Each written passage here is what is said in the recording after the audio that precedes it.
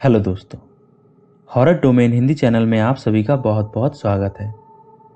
दोस्तों, आज मैं लेकर आया हूँ मेरे सब्सक्राइबर्स की भेजी दो बिल्कुल सच्ची हॉरर स्टोरीज। दोनों ही घटना छलावा के बारे में है। अगर आपको पता नहीं कि छलावा होता क्या है, तो मैं आप लोगों को ही बता दूं कि छलावा एक ऐसी शैतानी शक्ति है जो कि रूप बदलने में माहिर होती है।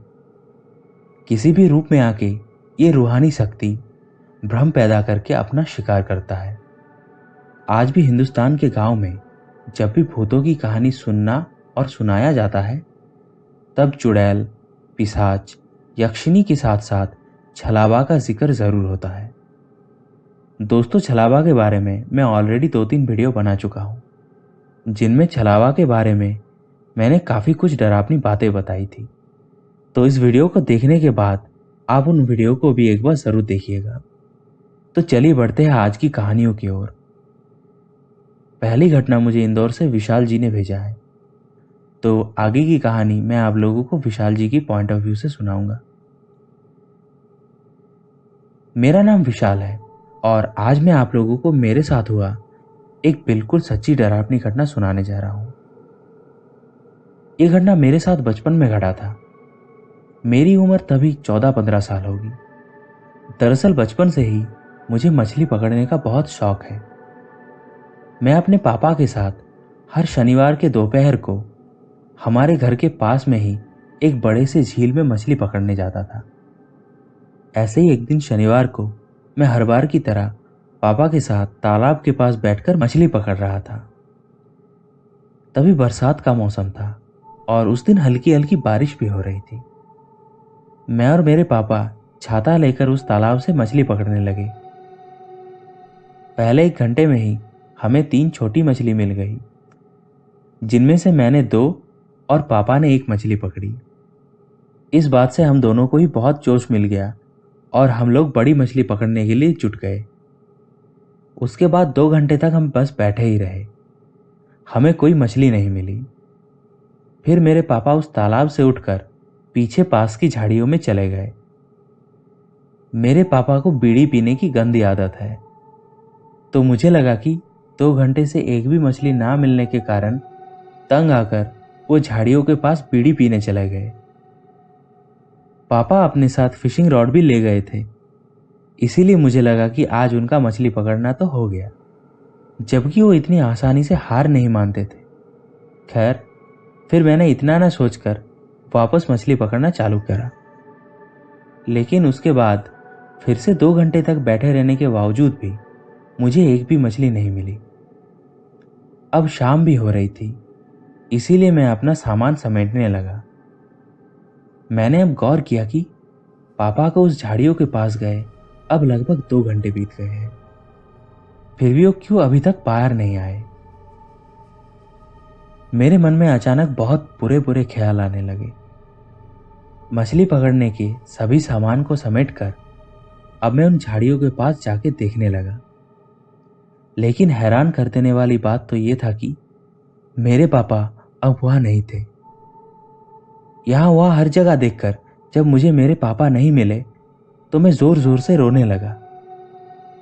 फिर मुझे रोते हुए देखकर एक आदमी ने मुझसे पूछा कि क्या हुआ है, तुम इतना रो क्यों रहे हो। फिर मैंने उन अंकल को सारी बात बताई। मेरी बात सुनकर उन अंकल ने मुझसे कहा कि ऐसा भी तो हो सकता है कि तुम्हारे पापा वापस घर चले गए हो। शाम हो गई है और कुछ ही देर में रात हो जाएगी, और आज तो अमावस का भी रात है। तुम्हारा ऐसे रात को अकेले में तालाब के पास रुकना ठीक नहीं। दोस्तों, उस समय फिर हल्की हल्की बारिश शुरू हो गई, तो उन अंकल ने मुझे घर छोड़ दिया। घर पहुंचकर मैं बिल्कुल चौंक गया। घर पे मेरे पापा बेड पर सोए हुए थे और उन्हें बहुत तेज बुखार भी था। मैंने मेरे पापा से पूछा कि आप ऐसे उस तालाब से चले क्यों गए। अब की बार मेरे पापा ने मुझसे जो कहा, वो सुनकर मेरे पैरों तले से जमीन ही खिसक गई। पापा ने कहा कि वो तो दोपहर से ही बीमार है और तब से वो बेड पर सोए हुए हैं। वो तो आज मेरे साथ तालाब गए ही नहीं। फिर पापा ने मुझसे कहा कि काम से लौटते वक्त एक बहुत पुराने पेड़ के नीचे खड़े होकर आज जब वो अपने दोस्तों को दोपहर में तालाब में मछली पकड़ने जाने की बात कर रहे थे, तभी अचानक से उनका बदन तपने लगा और उन्हें बुखार आ गया। अब मुझे इतना समझ आ गया था कि आज जिसके साथ मैं उस तालाब में मछली पकड़ रहा था वो कोई इंसान नहीं था। दोस्तों, मेरा दिमाग तो तब घूम गया जब मैंने अपनी थैली देखा जहां पर मैं उस तालाब से मछली पकड़कर जमा कर रहा था। उस थैली में 3 मछलियां थे। ये सबूत मेरे लिए काफी था कि अभी अभी मेरे साथ जो घटा वो मेरा कोई वहम नहीं था। फिर मेरे मुंह से सारी घटना सुनकर दादी जी ने मुझसे कहा कि आज तुम्हारा सामना जिससे हुआ था वो और कोई नहीं बल्कि एक छलावा था जो कि तुम्हारे पापा का रूप बदल कर आया था। ये तो तुम्हारी किस्मत अच्छी थी कि तुम्हें कुछ नहीं हुआ और तुम सही सलामत घर वापस आ गए।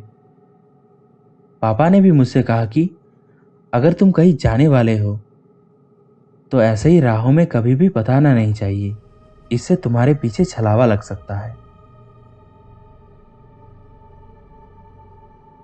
तो ये था दोस्तों पहली घटना। और अब दूसरी घटना जो मैं आप लोगों को सुनाने जा रहा हूं वो भी मेरे एक सब्सक्राइबर ने भेजा है। उन्होंने अपना नाम वीडियो में लेने से मना किया है, तो आगे की घटना मैं आप लोगों को एक काल्पनिक नाम लेकर सुनाऊंगा। मेरा नाम अजय है और मैं पश्चिम बंगाल के बांकुड़ा जिला में रहता हूं। दोस्तों, आज जो घटना मैं आप लोगों को सुनाने जा रहा हूं वो मेरे पड़ोस में रहने वाले एक भैया के साथ घटा था। तभी उनकी उम्र 30-32 साल होगी और मेरे वो भैया एक डॉक्टर है। हॉस्पिटल में ड्यूटी खत्म होने के बाद वो अपने क्लिनिक में 1-2 घंटा बैठते हैं। क्लिनिक में बैठकर वो पेशेंट्स देखते हैं, इसीलिए रात को अक्सर घर लौटने में उन्हें देर हो जाती थी। खैर, एक दिन ऐसे ही रात को क्लिनिक से घर लौट रहे थे। क्लिनिक से उनका घर 10-12 किलोमीटर दूर ही पड़ता था। वो अपनी बाइक से घर लौट रहे थे और रास्ता बिल्कुल सुनसान था। अब रात के लगभग 12 बज रहे थे और वो एक पूनम की रात थी। खैर, वो बाइक से उस सुनसान सड़क में आगे बढ़ रहे थे। रास्ते के दोनों तरफ घना जंगल था। अचानक उन्होंने देखा कि उनके बाइक के पीछे पीछे एक सियाल दौड़ रहा है। लेकिन फिर भी उन्हें यह बात कुछ अजीब नहीं लगी, क्योंकि जंगल के पास से जो रास्ते गुजरते हैं वहां सियाल जैसे छोटे जंगली जानवर अक्सर दिख जाते हैं। इसीलिए इस बात पर ज्यादा ध्यान न देते हुए वो सुनसान सड़क में आगे बढ़ते रहे। फिर अचानक उन्होंने देखा कि अब उनके बाइक के पीछे सियाल नहीं बल्कि एक काली बिल्ली दौड़ रही है। फिर बाइक से कुछ दूर जाते ही वो काली बिल्ली एक बहुत बड़े गिद्ध में बदल गई। अब मेरे भैया को समझने में देर नहीं लगी कि यह कोई ऊपरी चक्कर है। कुछ दूरी तक वो गिद्ध बाइक के साथ साथ उनके सर के ऊपर मंडराने लगा। फिर अचानक से जाके वो एक पेड़ के डाली पर बैठ गया। लेकिन इन सब के बावजूद भी मेरे भैया बिल्कुल नहीं डरे। अब वो अपना बाइक रोककर उस गिद्ध की ओर देखने लगे। फिर उसके बाद भैया ने जो देखा वो देखकर उनके रोंगटे खड़े हो गए। उन्होंने देखा कि वो बड़ा सा गिद्ध पेड़ से सीधा उन्हीं की ओर देख रहा है। उस गिद्ध की आंखें बिल्कुल लाल थी। देखने से ऐसा लग रहा था कि मानो उसकी आंखों में लावा हो।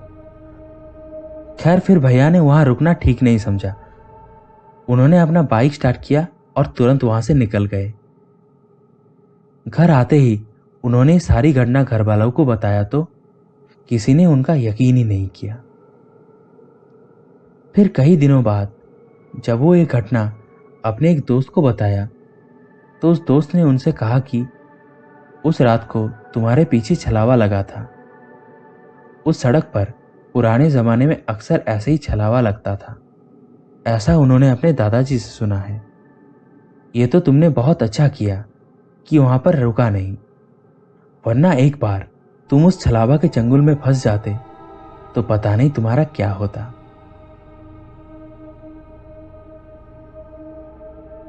तो दोस्तों ये था छलावा के बारे में मेरे सब्सक्राइबर्स की भेजी तो बिल्कुल सच्ची घटना। दोस्तों अगर आपको छलावा के बारे में और कहानी सुननी हो तो आप मेरे चैनल में जाकर छलावा के बारे में मेरे पिछले वीडियोस को भी सुन सकते हैं। उन वीडियोस का लिंक मैं पिन कमेंट और नीचे डिस्क्रिप्शन में दे दूंगा। आपको इन दोनों घटनाओं में से कौन सा सबसे ज़्यादा डरावना लगा, आप हमें कमेंट्स में ज़रूर बताइए। और अगर आप यहाँ तक सुन रहे हैं तो इस वीडियो को लाइक ज़रूर कीजिए और अपने दोस्त और परिवार के साथ इस वीडियो को शेयर कीजिए। और ऐसे ही रोचक और सच्ची हॉरर स्टोरी सुनने के लिए हॉरर डोमेन हिंदी चैनल को सब्सक्राइब करें। दोस्तों अगर आपके साथ या आपके किसी पहचान वाले के साथ कभी कोई पैरानॉर्मल इंसिडेंट हुआ है तो आप हमें इंस्टाग्राम पर वो कहानी भेज सकते हैं। आने वाली वीडियोस में मैं उन कहानियों को ज़रूर फीचर करूँगा। मिलते हैं आपसे अगली वीडियो में कुछ ऐसी सच्ची और डरावनी घटनाओं के साथ। तब तक के लिए जय श्री कृष्णा।